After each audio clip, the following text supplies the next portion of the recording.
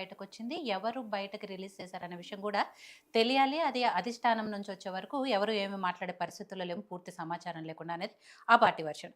But ఇక్కడ మిగిలిన పార్టీల వాళ్ళు మాత్రం ఎవరి స్క్రిప్ట్ వాళ్ళు రాసేసుకుంటున్నారు, ఎవరికి వచ్చింది వాళ్ళు చెప్పేస్తున్నారు. కాబట్టి మొన్నటి వరకు అంటే బీజేపీ నాయకులు కూడా చెప్పింది ఏంటంటే, ఇది రేవంత్ వెనకాల ఉన్నాడు, Revanth I mean Congress BRS కలిసి ఆడుతున్న డ్రామాలు ఇవన్నీ కూడా మాట్లాడారు. ఇవాళ కూడా ఈటెల రాజేందర్ గారు అంటే లోపల ఏదో జరుగుతోంది వారి కుటుంబంలో, కవిత గారి మీద నెగిటివ్గా ఉన్నారు కేసీఆర్ గారు. ఆయన దృష్టిలో ఎవరైనా సరే, అది ఎవరైనా సరే నెగిటివ్గా పడితే మాత్రం అంతే, పార్టీ నుంచి బయటకు వచ్చినట్లే అని చెప్పి కూడా ఆయన ఒక సంచలన వ్యాఖ్యలు రాశారు. అంటే మీకేమైనా బీజేపీకి నాయకులకు ఏమైనా ఇన్ఫర్మేషన్ ఉందా దీనికి సంబంధించి? నాకు తెలిసినంత వరకు బీజేపీ పార్టీకి అంటే ఒక ముఖ్యమైన నాయకుడికి వచ్చి పార్టీకి టోటల్గా మెయిన్ రిసీవ్ అయినట్టయితే ఏం తెలియదు. వ్యక్తిగతంగా లీడర్లకు ఏమైనా వచ్చిందేమో, వాళ్ళ కామెంట్లు మరి దాన్ని బట్టి ఉన్నాయేమో తెలియదు. కాబట్టి పార్టీ పరంగా ఈ విషయంలో ఇన్ఫర్మేషన్ అయితే తెలియదని అభిప్రాయం. దీనిలో ఏంటంటే రెండు ముఖ్యమైన విషయాలు. లెటర్ లీక్ ఎవరు చేశారు అది చెప్పాల్సిన బాధ్యత నేను చేయలేని కవిత అంటుంది, వాళ్ళు చెప్పాలి. మరి కేసీఆర్ గారు చేశారా, ఇంకెవరు చేశారు అది వాళ్ళు చెప్పండి. ఇది ఇంతకన్నా ముఖ్యమైనదంటే పార్టీలో దయ్యాలు ఉన్నాయి కేసీఆర్ చుట్టూ. వీరు ఏం మాట్లాడలేదు, ఎవరు మౌనం అంగీకారం అంటారు. అంటే బీఆర్ఎస్ నాయకత్వం దయ్యాలు ఉన్నాయని ఒప్పుకుంటున్నాయి. ఇప్పుడు కేవలం ఏంటంటే ఇంతకుముందు కాంగ్రెస్ నాయకులు ఎప్పుడైనా మన గ్రూప్ తగాదాలు కొట్లాటలు అవన్నీ అయినప్పుడు మా పార్టీలో అంతర్గత ప్రజాస్వామ్యం ఎక్కువ అంటారు. ఇప్పుడు బీఆర్ఎస్ కూడా పరిస్థితి కంట్రోల్ తప్పి, కేసీఆర్ కంట్రోల్ తప్పి గ్రూప్ తగాదాలు ఎక్కువ. ఎందుకంటే అంతర్గత ప్రజాస్వామ్యం టాక్ వాళ్ళు కూడా తీసుకునే కాడికి వచ్చింది. ఎందుకంటే కేసీఆర్ గారి తర్వాత నెక్స్ట్ జనరేషన్ కు ఆ పార్టీ బీఆర్ఎస్ పార్టీ ఏంటంటే కల్పకుంట్ల కుటుంబ private limited company. General common sense ఉన్న వాళ్ళకు ఇంటెలెక్ట్ పొలిటికల్ మీద అందరూ తెలుసు. అదేదో సిద్ధాంతపరమైన పార్టీ కాదు, ఏదో ఆశయాలు ఉన్న పార్టీ కాదు. రాజకీయ వ్యాపారం కోసం ఆ కుటుంబం ఏర్పాటు చేసి కేసీఆర్ నాయకత్వంలో ఏర్పడి దాన్ని కుటుంబ కంపెనీగా మార్చడం జరిగింది. అందులో ఇప్పుడు కేటీఆర్ నాకు కావాలి, ప్రాంతీయ పార్టీలో సహజంగానే కుటుంబ పార్టీలో కుటుంబ సభ్యులు అదే ఉంటుంది కదా. అన్నామలై గారు బాగా చెప్పారు. సౌత్ ఇండియన్ పార్టీస్ విషయం ఏంటంటే ఫ్యామిలీ డైనాసిటీ అబ్సల్యూట్ కరప్షన్. ఈ కుటుంబ పార్టీలు అంటే కుటుంబ పెత్తనమే ఉంటుంది, వంశపారంపర్యం ఉంటుంది, ఒక తరంతో అయిపోదు, అవినీతికి అడ్డ. ఇవి బీఆర్ఎస్ పార్టీ కూడా అదే. కాబట్టి ఆ దాంట్లో ఇప్పుడు కేవలం బీఆర్ఎస్ పార్టీలో నాయకత్వ పోట కేసీఆర్ సంపాదించిన ఆస్తు వేల కోట్ల లక్ష ఏందో దాంట్లో నాకు షేర్ రాలేదు అనేది ఆ ఇష్యూ లోపలగా అది కూడా అంతర్గత చర్చకుందా. ఇదోటి. ఈ తర్వాత ఇంతకుముందు కవిత గారి పేరు వినకపోయేది, కేటీఆర్ హరీష్ మధ్యనే ఏమిటి.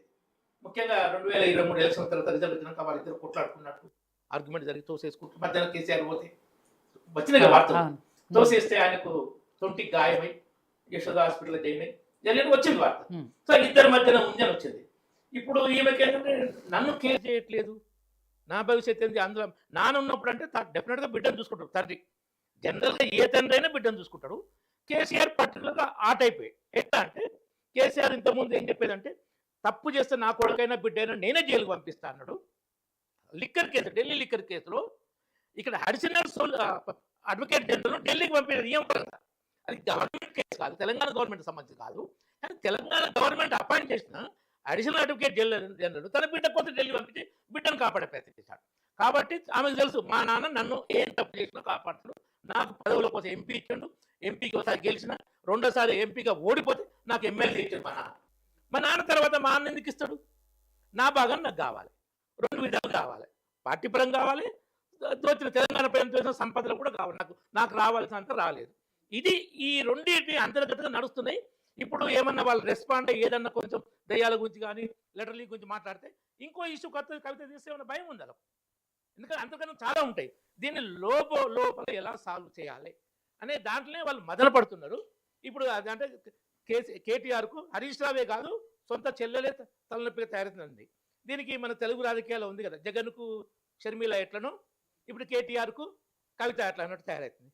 ఆమె కూడా కవిత కూడా వచ్చిందంటే సోషల్ మీడియాలో కనుక వచ్చిందంటే ఆమె నమ్ముతుందట బలంగా. ఏంటంటే ఒకసారి జైలుకి వెళ్ళొస్తే ముఖ్యమంత్రి కావచ్చు. రేవంత్ రెడ్డి అయ్యిండు, జగన్ అయ్యిండు, చంద్రబాబు మళ్ళీ అయ్యిండు, నేనెందుకు కాకూడదు.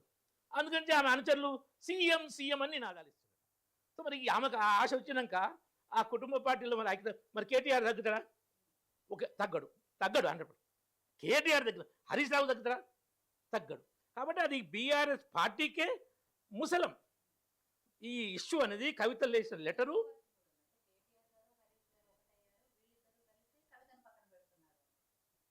తాత్కాలికంగా ఒకటైతారు. ఈ సమస్య వచ్చినప్పుడు, ఒక సమస్య వచ్చినప్పుడు, ముగ్గురి మధ్య నలుగురు వచ్చినప్పుడు ఒకరినో ఇద్దరినో టార్గెట్ చేయడం 2 గ్రూపులుగానో 3 గ్రూపులు ఒకరిని టార్గెట్ చేయడం కోసం మిగతా తాత్కాలిక అవసరాల కోసం ఏకమవుతారు. అది శాశ్వతం కాదు. ఈ సమస్య అయిపోయాక మనం తెలుసుకుందాం. ఇప్పుడు మీకు అంటే ఇంకా దాన్ని ఆ విధంగా ఎగ్జాంపుల్ చెప్తాను, అట్లా చూసుకోవద్దు. గంధర్వులు దుర్యోధను వీళ్ళు అరెస్ట్ చేసినప్పుడు మన అంతర్గత సమస్యలు మనం పరిష్కరిద్దాం, బయట వాళ్ళు వచ్చినప్పుడు బయట మీద మనం చేయాలి. అది వేరే ప్రిన్సిపల్ వేరే, దాన్ని ఈక్వల్గా పోల్చడం లేదు. కానీ సమస్యలు వచ్చినప్పుడు ఏంటంటే కవిత సమస్య పరిష్కారం చేయ వరకు హరీష్ రావు కేటీఆర్ అవుతారు. ఎందుకంటే పార్టీ ఇమేజ్ దెబ్బతినిపోతుంది కదా. ఏదో కవిత గురించి కాదు, వాళ్ళ గురించి వాళ్ళ ప్రాపర్టీ అది ఏది బీఆర్ఎస్. మా ప్రాపర్టీకి డ్యామేజ్ అయితే మా భవిష్యత్తుకు డ్యామేజ్, మా ఫ్యామిలీకి, దాంట్లో వీళ్ళు ఏకమవుతారు. అది మరి ఆ సమస్య సాల్వ్ అవుతుందా, చీలుస్తుందా, పెద్దగా అవుతుందా తెలియదు. తర్వాత మళ్ళీ వాళ్ళ ఇష్యూలు వాళ్ళకు ఉంటాయి. ఇది కుటుంబ పార్టీలనే ఇంతే ఉంటుంది. ఇప్పుడు జరుగుతున్నది వీళ్ళు ఎంత మౌనం వహిస్తే నష్టం అంత ఎక్కువ ఉంటుంది. దాన్ని పిలిచి మాట్లాడి పరిష్కారం చేసుకోవాలి. అట్లా చేసుకొని ఏకమైన ప్రజలు నమ్ముతారని నేను చెప్పట్లేదు, కానీ ఎక్కువ డ్యామేజ్ అవుతుంది. ఈ మొదటికే ఆమె లెక్క 2 ముఖ్యమైన అంశాలు ఏం చెప్పిందంటే కాంగ్రెస్ పార్టీ మీద వ్యతిరేకత ఉందని కాంగ్రెస్ క్యాడర్లనే వచ్చింది. జనరల్ బయట కూడా ఎమ్మెల్యేలు కూడా మేము ఊళ్ళలో పోలేకపోతున్నాం అది చెప్పిన ఏదంటే రైతుల విషయంలో రైతు బంధు ఒకటి వేయలేదు, రుణమాఫీ పూర్తి కాలేదు, ఎన్ని విషయాలున్నాయి కదా. బోనస్ కూడా అందరికీ అందట్లేదు. తర్వాత మహిళలకు ఆ 2500 ముఖ్యంగా అది చెప్పింది 6 గ్యారెంటీలు ఇవ్వలేదని ఉంది. అదొక పాయింట్. రెండవది కాంగ్రెస్కి వ్యతిరేక ఆల్టర్నేట్గా బీజేపీని చూస్తున్నారు, అది మన క్యాడర్ చెప్తున్నారు అన్నది. ఇది ఎట్లా అంటే లోక్సభ ఎన్నికల్లో బీఆర్ఎస్ 0 రావడం, బీజేపీ 8 రావడం, ఎమ్మెల్సీ ఎన్నికల్లో విద్యావంతులు గ్రాడ్యుయేట్స్ ఎమ్మెల్సీలు, టీచర్స్ ఎమ్మెల్సీలు బీజేపీ 3 గెలుచుకుంది. హైదరాబాదు, మన ఉత్తర తెలంగాణ 2 గ్రాడ్యుయేట్స్ అండ్ టీచర్స్. ఎక్కడ టీఆర్ఎస్ అయితే పోటీ చేసే పరిస్థితులు, ఇక్కడ టీఆర్ఎస్ క్యాండిడేట్ పోటీ చేసినా హైదరాబాద్ 5th ప్లేస్ వచ్చింది, ఇక్కడ పోటీ చేయలేదు. కాంగ్రెస్ ఒకసారి పోటీ ఓడిపోయింది. కాబట్టి ఆమె చెప్పేది కూడా ఏంటంటే పబ్లిక్ రెస్పాన్స్ ఇలా ఉంది అనేది ఆ పాయింట్ కూడా మెన్షన్ చేసింది. ఇప్పుడు బీజేపీ ఇట్లా పరిచినప్పుడు వీళ్ళకు ఏ అడుగు వేయాలన్నా భయం ఉందా, అందుకే చాలా జాగ్రత్త వహిస్తున్నా అనేది ఉంది అన్నట్టు. అందులో ఇంకో ఎక్స్పోర్ట్ చేసింది ఏంటంటే కేసీఆర్ ఉపన్యాస కెపాసిటీ తగ్గిపోయింది, ఇప్పుడు అంత లేదు అనేది. సరే బీజేపీ ఎందుకన్నదంటే ఆమెకు బీజేపీ చాలా అక్కసు ఉంటుంది. ఎందుకంటే ఆమెను నిజామాబాద్లో ఓడించింది బీజేపీ.